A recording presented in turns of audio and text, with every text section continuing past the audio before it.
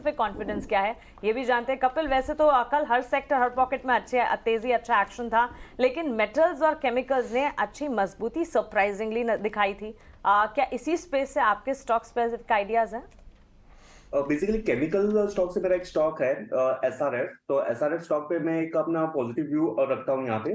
तो basically market अभी काफी अच्छा मूव हुआ था, 10% मूव हुआ था, लेकिन केमिकल स्टॉक्स और मेटल स्टॉक्स ने इतना मूव नहीं किया हुआ। लेकिन कुछ कुछ केमिकल के स्टॉक्स है जहां पे एक अच्छा सा फॉर्मेशन देखने मिल रहा है। लेट्स से एसआरएफ का एक स्टॉक है जो काफी दिनों पहले उसने एक अपनी inverted head and cup means inverted head and shoulder pattern बनाई हुई थी, और उसका हमें एक अच्छा सा मूव भी देखने मिला था।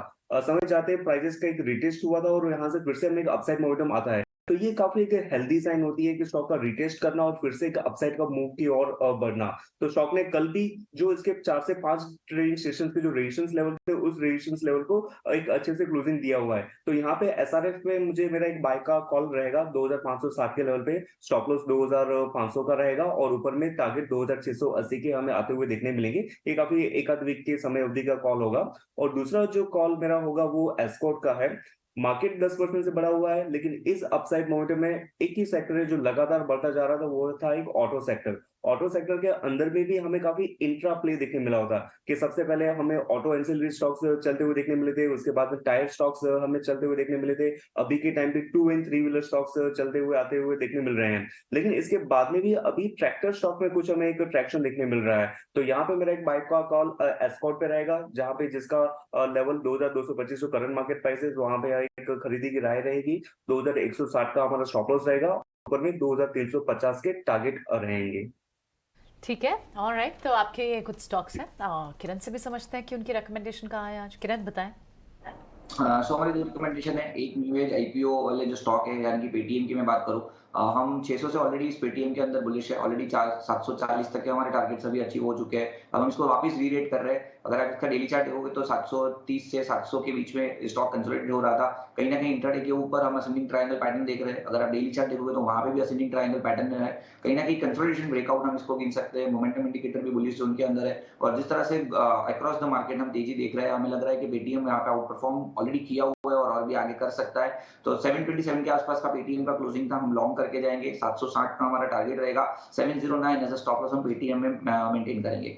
दूसरा कॉल है वो मेटल के अंदर है, जिंदाल स्टील। ये लास्ट वीक भी हमने डिस्कस किया था। कहीं ना कहीं 520 510 के आसपास बॉटम बना है। हमने वहां से बाई कॉल दिया था। 530 के आसपास स्टॉक ट्रेड कर रहा है। अब हम इसको रीरेट कर रहे हैं, 30 के आसपास लॉन्ग करके जाएंगे। डेली चार्ट के ऊपर अब clearly double bottom pattern breakout और रीटेस्टिंग सक्सेसफुली कर दिया है।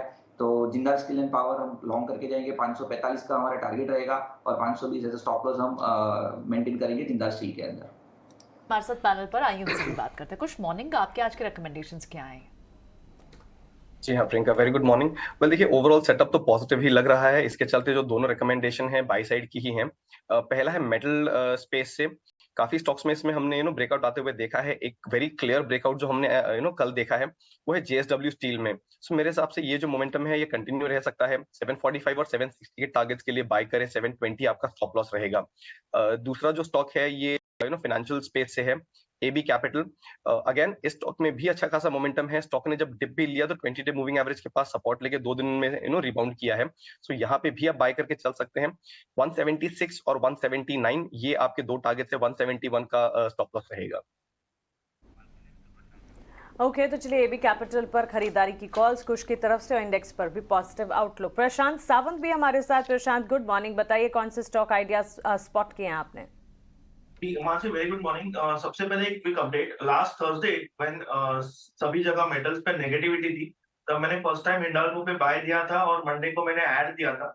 I think the move has just started, तो उसको होल्ड कीजिए। 440 के आसपास तो कम से कम जाना चाहिए। उसके ऊपर अगर सस्टेन करें तो 460 भी नजर आएगा।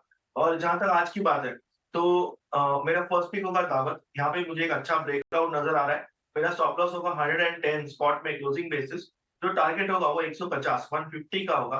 नेक्स्ट पिक मेरा होगा IRCON और इसमें मेरा स्टॉप लॉस होगा 82 स्पॉट क्लोजिंग बेसिस। टारगेट मेरा 95 का टारगेट 1 और 100 का टारगेट 2 होगा। ओवरऑल दोनों ही पैटर्न में ब्रेकआउट बैक बाय वॉल्यूम दिख रहा है, तो इसलिए मैं इन दोनों के साथ जाना चाहूंगा। और जैसा मैंने अपडेट दिया, हिंडाल्को में और मेटल सेगमेंट में ओवरऑल बने नहीं।